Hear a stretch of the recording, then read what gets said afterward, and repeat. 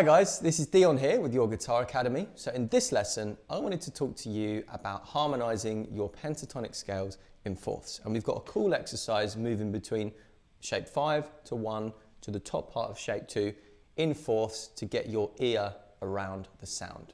So grab your guitar, let's get ready.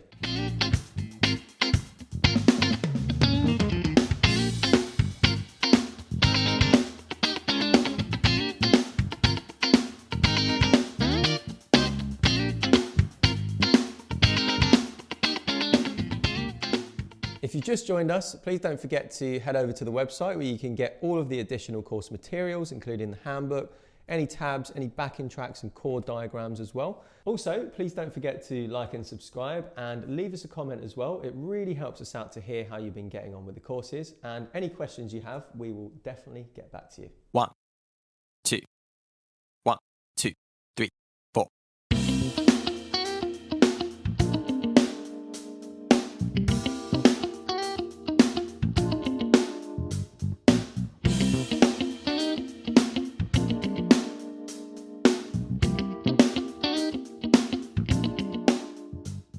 So let's talk about what a fourth actually is. So I'm just going to play my minor pentatonic shape 1 for now, just in the key of C. We're changing up key here. We've been doing a lot of stuff in B flat so far. Just thought I'd want to do it in C for now, to keep it fresh on the fretboard. So that's our minor pentatonic scale position 1. If I play that in fourths, it sounds like this.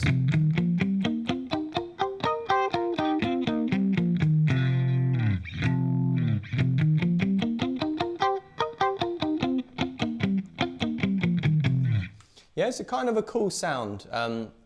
It's sort of like bulks out the sound a bit, if you will. It's kind of synonymous with a lot of the sort of, well, obviously Cory Wong has done it a fair bit in quite a bit of Wolfpack stuff, I believe, but also his own solo stuff. But it's used a lot by kind of neo soul guys as well.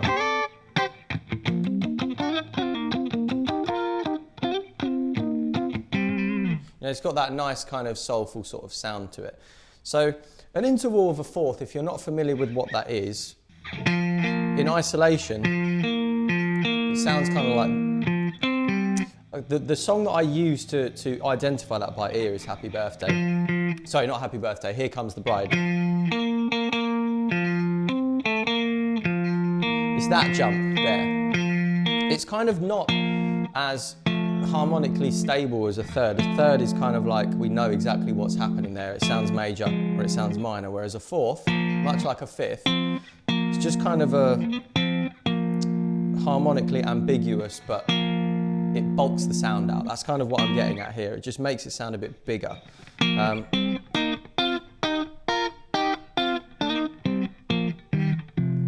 Kind of a cool sound. So if you want to play, you know, in fourths, it requires a lot of kind of barring, okay, with the first finger here. So you see I'm just moving across the 8th fret there, just with my first finger. I'm playing 2 strings at a time, and that's just harmonizing those notes in fourths there. Let's take a little look at, you know, this kind of movement between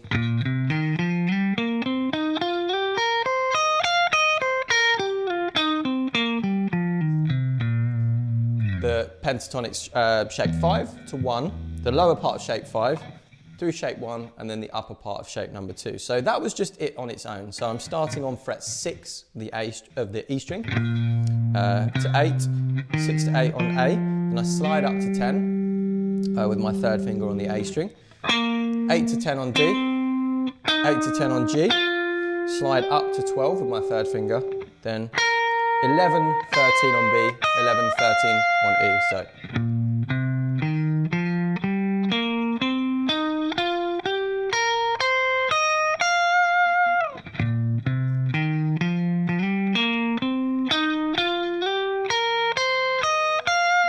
Let's hear what that sounds like if I harmonise it a fourth up.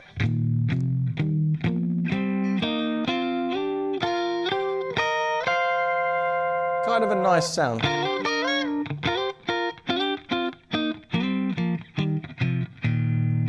okay, with a bit of context now, and then I'll take you through the frets for that and which fingers to use. I'm just going to like lay down like a C minor 7 chord, and we can hear what it sounds like.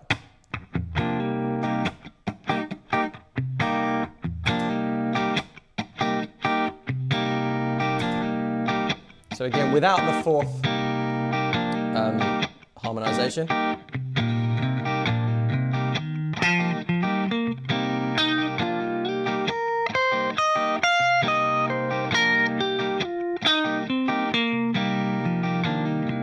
Now with the fourths.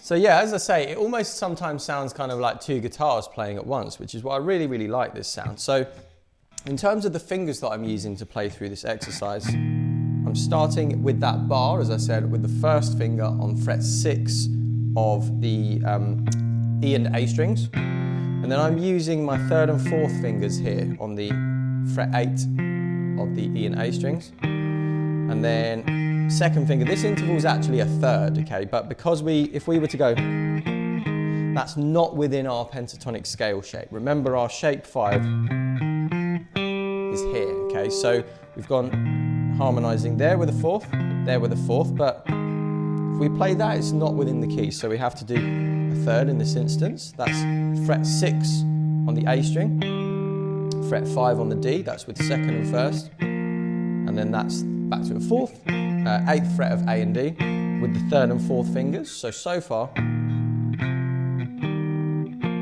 then I want you to slide up to fret 10 with those two fingers, bar with the first finger on fret 8 of D and G, and then third and fourth finger on fret 10 of D and G, and then slide.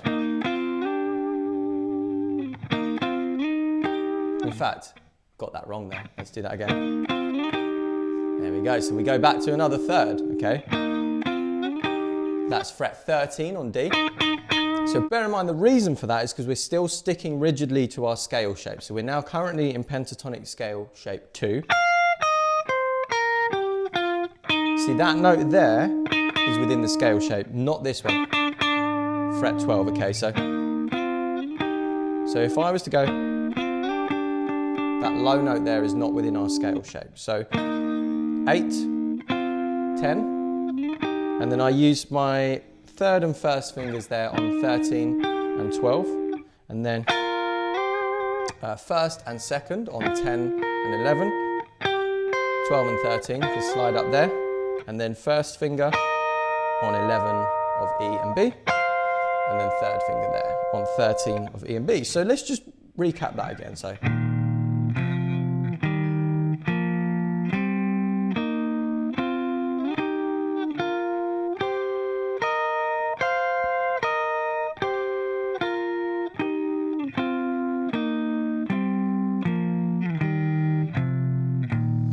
Again now with the chord behind it. In fact, let me just record that again.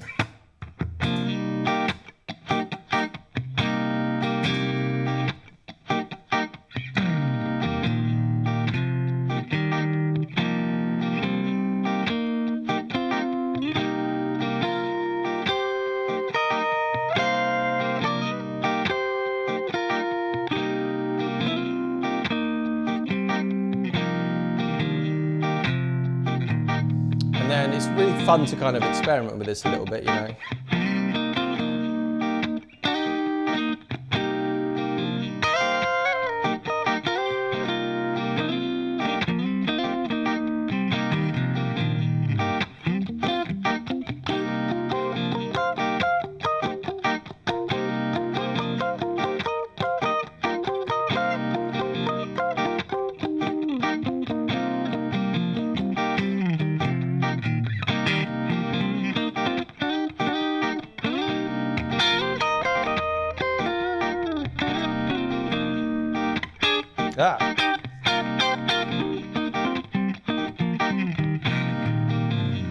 And all I'm doing there is just moving, using this idea, moving freely between it and being a bit kind of, experimental with the rhythms. And you can come up with some quite nice little ideas there. And it's just a bit more of an interesting and slightly more soulful sound than just playing single notes, okay? So as with anything, just take your time with that. If you've got a looper, even better, I'd encourage you to try it in different keys as well. So just remember all of our scale shapes are movable, these minor pentatonic scale shapes. So you could do it. There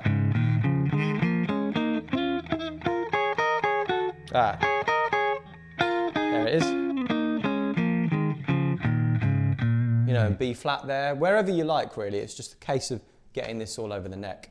And yet with some, harmonic context is always useful. I like to play this stuff with a bit of palm muting as well, because that's a little bit more kind of applicable to Cory's style. So for instance, you'll notice when I was playing through that, I was kind of hitting on and off the palm muting quite often.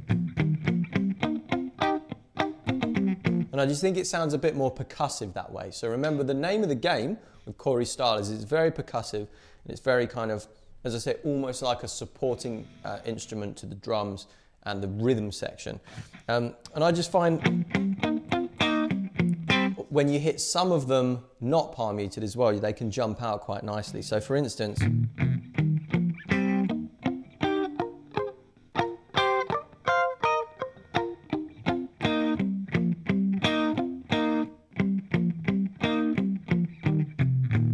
just got, and with the compression as well, it just kind of just feels really fat when I play it like that. So you'll notice I'm only using downstrokes for that as well, because that also adds to the kind of percussive, forceful nature. It doesn't really work as well.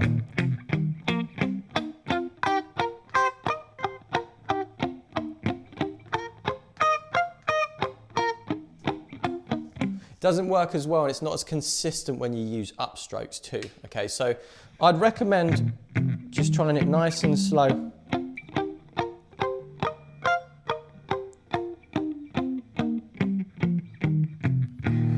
With downstrokes palm muted, and then to challenge yourself, you could always palm mute one and then lift the palm mute.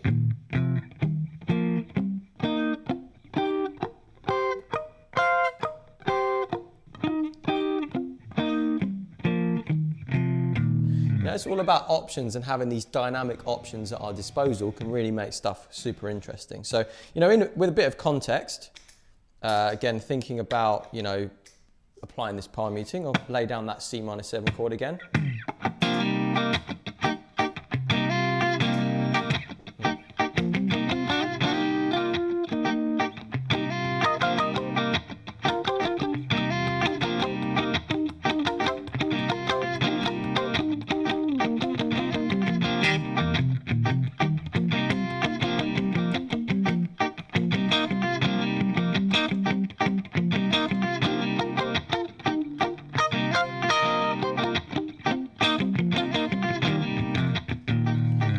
So you'll hear I'm trying to play also the notes as well at the same dynamic throughout. I'm not really, having some softer and some louder. The palm muting is kind of doing that for me. And it's very much just, kind of hitting everything at the same volume. And obviously the compressor is helping with that as well. So yeah, that's just something to try as well if you wanted to experiment a little bit with palm muting some of those notes. So yeah, take your time with that, and in the next lesson we have a really cool kind of harmonization of a small pentatonic melody to try. So I'll see you then. That's it for this lesson. If you want to go on to the next lesson, you can click here, and if you want to go back to the beginning of the course, you can click here. Also, please don't forget to leave us a comment. Let us know how you've been getting on with the course so far, and if you have any questions about anything, we'll answer it and we'll get back to you as soon as we can.